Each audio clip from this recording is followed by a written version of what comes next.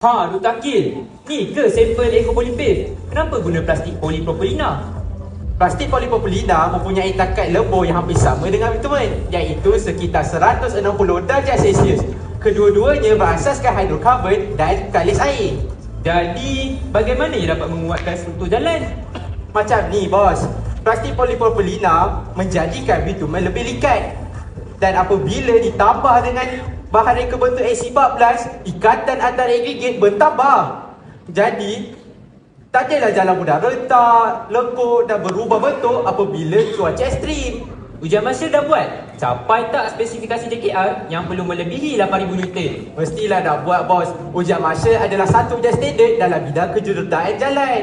Saya dah jalankan dah dekat Mama Ikram Sendiri yang berhad. Nilai kekuatan dekat anjalan ekopolipif mencapai 11,000 Newton, iaitu 30 hingga 40% lebih baik berbanding jalan